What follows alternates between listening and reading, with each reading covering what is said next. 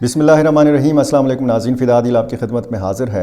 25 अक्टूबर वो दिन के जहाँ एक जानिब पाकिस्तान और अफ़ग़ानिस्तान के दोबारा मुज़ाकरात होंगे, दूसरी तरफ खैबर ज़िला खैबर ये पेशावर के साथ बिल्कुल मुत्तसिल है और खैबर के आगे फिर अफ़ग़ानिस्तान शुरू हो जाता है। आपको पता है तोरखम बॉर्डर इसी ज़िले के साथ है। यहाँ पर एक अमन जरगे का इनेकाद हो रहा है और ये दोनों चीज़ें एक दूसरे के साथ कैसे कनेक्ट हैं, इस हवाले से आज की वीडियो में बात करेंगे। पहले तो पाकिस्तान और अफ़ग़ानिस्तान का जो मामला है वो ज़ाहिर है कि दूसरी नशिस्त होगी और 25 अक्टूबर को होगी। उसके बाद ये कहा जा रहा है कि अगर 25 अक्टूबर को बात नहीं बनी तो फिर ये सिलसिला दराज हो सकता है, 26 और 27 अक्टूबर तक भी बात जो है वो जा सकती है। एक खुफिया मुआहदे के हवाले से ख्वाजा आसिफ पाकिस्तान के वज़ीर दिफ़ा ने यह दावा किया था कि कोई हमारा जो सीज़ फायर मुआहदा है एक पेज का, उसके अलावा भी कोई मुआहदा हमने दस्तखत किए हैं जिस पर पाकिस्तान ने भी, अफ़ग़ानिस्तान ने भी, तुर्की ने भी और कतर की हुकूमत ने भी। वो खुफिया मुआहदा है, उसमें बहुत सारे नुकात हैं और बहुत सारी यकीन दहानियाँ हैं, बहुत सारे वादे हैं। लेकिन अफ़ग़ान हुकूमत ने इस खुफिया मुआहदे की वजाहत की है कि कोई ऐसा खुफिया मुआहदा हमने साइन नहीं किया, ऐसा खुफिया मुआहदा वजूद नहीं रखता। ये भी सवाल उठाया जा रहा है कि अगर कोई खुफिया मुआहदा हुआ भी है तो फिर ख्वाजा आसिफ को ये बताने की क्या ज़रूरत थी कि कोई मुआहदा हुआ है और वो खुफिया है। अगर वो खुफिया है तो ये बात जो है ये खुफिया ही रखी जाती। मैंने आपको बताया था कि कोई असल मुआहदा भी है, वो किधर गया, और अगर कोई ऐसे नुकात जिसमें हैं कि जो अच्छी बातें हैं तो उन अच्छी बातों को पब्लिक ज़रूर करना चाहिए। अगर उस मुआहदे में, खुफिया मुआहदे में मुबैना तौर पर जो बताया जा रहा है उसमें अगर ऐसी चीज़ें हैं कि जो पाकिस्तान और अफ़ग़ानिस्तान की सलामती के लिए या रियासत की सलामती के लिए ठीक नहीं है तो फिर ज़ाहिर है कि उस मामले को खुफिया रखा जा सकता है। 25 अक्टूबर पर नज़रें हैं, क्या होगा, कैसे होगा। बातचीत बड़ा आसानी के साथ हो जाएगी या फिर ये होगा कि जी 25 और 26 अक्टूबर को वफूद की सतह के ऊपर और मुख्तलिफ़ शोबों के हवाले से मुज़ाकरात होंगे। जैसे तिजारत का मामला अलग से डिस्कस किया जाएगा, जो सरहदी सूरत हाल है, जो तनाज़ात हैं वो अलग से डिस्कस किए जाएंगे, जो सिक्योरिटी के मामलात हैं वो अलग से डिस्कस किए जाएंगे। तो ये देखने वाली चीज़ होगी कि क्योंकि होमवर्क जो है दोनों तरफ जारी है, अफ़ग़ानिस्तान में भी और पाकिस्तान में भी। अब जो एक सूरत हाल बीच में नज़र आती है वो ये है कि हम देख रहे हैं कि पाकिस्तान और अफ़ग़ानिस्तान की जो सरहदी सूरत हाल है वो पुरअमन है, वहाँ पे निस्बतन सकून है। लोग जो नकल मकानी करके चले गए थे वो भी वापस आ चुके हैं। जिस वजह से सरहदों को बंद किया गया था, यानी जंग हो रही थी, वो वजह तो बीच में ख़त्म हो चुकी है, सीज़ फायर हो चुका है और सरहदें अभी तक बंद हैं। बहुत ज़्यादा मुश्किल सूरत हाल है आम लोगों को भी और ताजरों को भी। आते हैं खैबर अमन जरगे के हवाले से। ये खैबर ज़िला जो है ये नए वज़ीर आला खैबर पख्तूनख्वा के सुहेल आफरीदी का आबाई ज़िला है। ये इसी ज़िले से ताल्लुक़ रखते हैं। ये वो ज़िला है कि जिसके हवाले से ये कहा जाता है कि बहुत ज़्यादा ये मसरूफ़ शाहराह है, यहाँ से गुज़रती है पाक अफ़ग़ान शाहराह। तोरखम बॉर्डर जहाँ सबसे ज़्यादा आमद व रफ्त होती है, सबसे ज़्यादा कारोबार होता है, वो इसी ज़िले के जब पार आप जाते हैं अफ़ग़ानिस्तान की तरफ तो तोरखम बॉर्डर आता है। अच्छा, इसी ज़िले में TTP की मौजूदगी है, यहाँ पे दाइश खुरासान की मौजूदगी है, यहाँ पे हाफ़िज़ गुल बहादुर ग्रुप की मौजूदगी है, यहाँ पर जमातुल अहरार की मौजूदगी है, लश्कर इस्लाम की बल्कि लश्कर इस्लाम की बुनियाद ही इसी ज़िले के अंदर पड़ी है। अच्छा, ये इंतहाई अहमियत की हामिल चीज़ इसलिए है कि मैं जैसे बता रहा था ये सारी तंजीमें और वज़ीर आला खैबर पख्तूनख्वा सुहेल आफरीदी का ताल्लुक़ इसी ज़िले से। रिसेंटली एक वीडियो जारी होती है TTP के सरबराह मुफ्ती नूर वली महसूद की कि वो जिसमें ये दावा करते हैं कि जी वो ज़िंदा हैं। काबुल की फ़िज़ाई जो एक स्ट्राइक हुआ था उसमें वो नहीं मारे गए।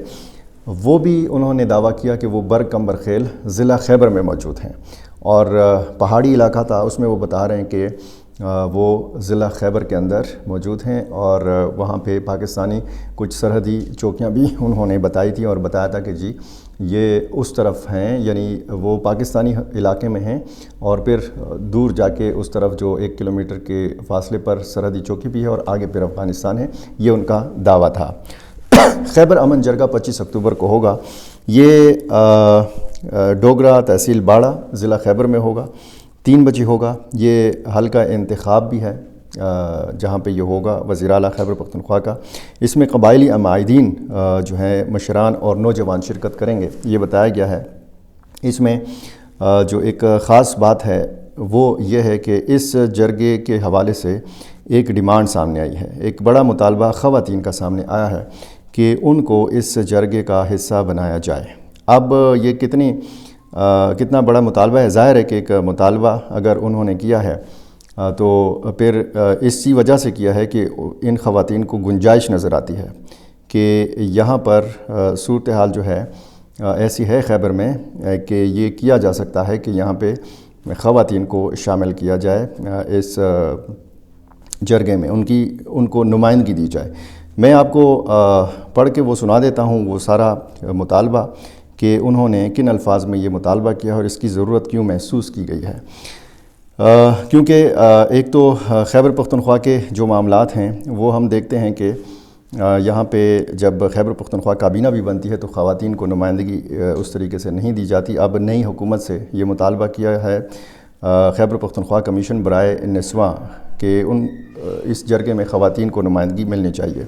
اس کمیشن نے موقف اختیار کیا ہے کہ خواتین کی شرکت آئین پاکستان کے آرٹیکل 25 کلاس 2 کے تحت لازم قرار دی گئی ہے۔ خواتین کے اختیارات کے قانون 2016 کی شق 6 کلاس B کے تحت عمل درآمد ضروری ہے، جبکہ پاکستان اقوام متحدہ کی قرارداد پر عمل درآمد کی قرارداد نمبر 1325 پر عمل درآمد کا بھی پابند ہے۔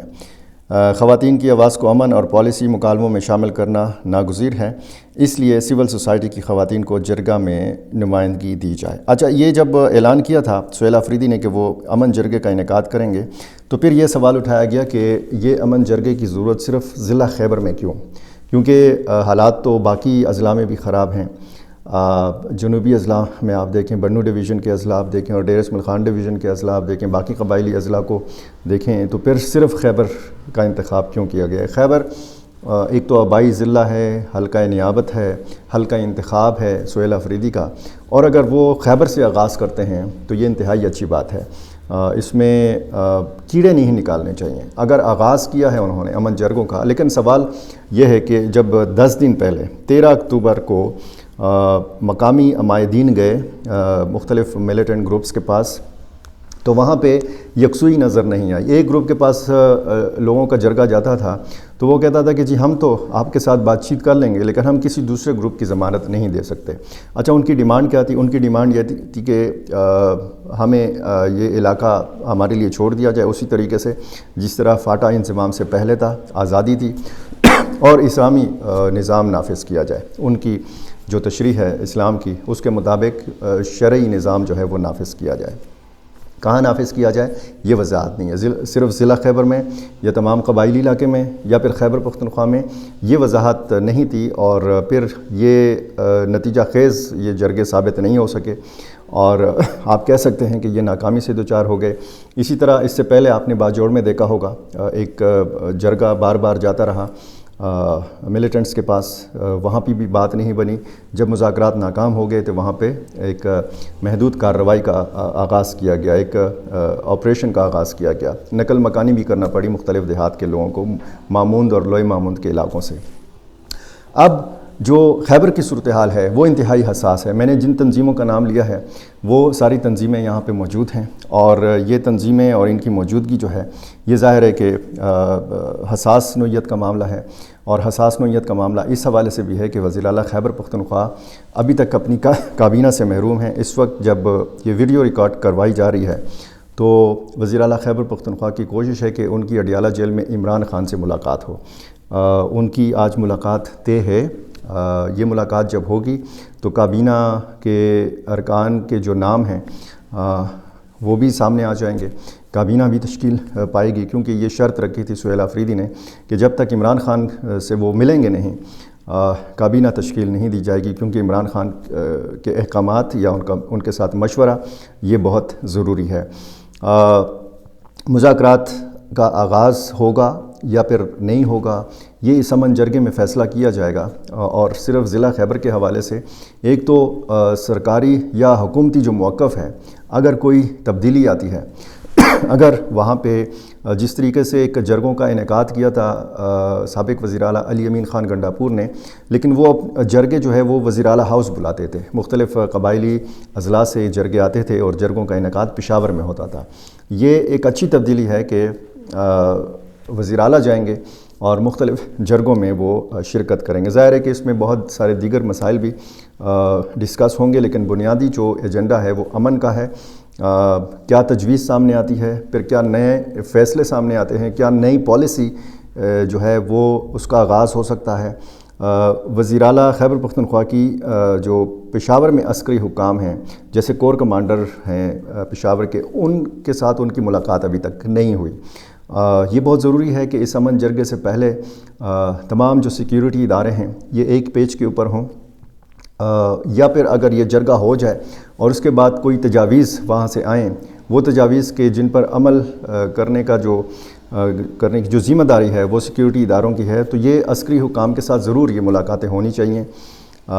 دیکھتے ہیں 25 اکتوبر کو استنبول ترکی میں کیا ہوتا ہے، اور 25 اکتوبر کو خیبر ضلع میں خیبر پختونخوا کے اندر کیا ہوتا ہے۔ جو بھی نئی اپڈیٹس ہوں گی، میری ہمیشہ کوشش ہوتی ہے کہ مستند چیزیں آپ کے سامنے رکھ سکوں۔ مجھے اپنی رائے سے ضرور نوازا کیجیے، اور چینل اگر آپ نے ابھی تک سبسکرائب نہیں کیا یہ کر لیجئے، اور ویڈیو کو لائک بھی کیا کیجیے اور شیئر بھی کیا کیجیے۔ بہت شکریہ۔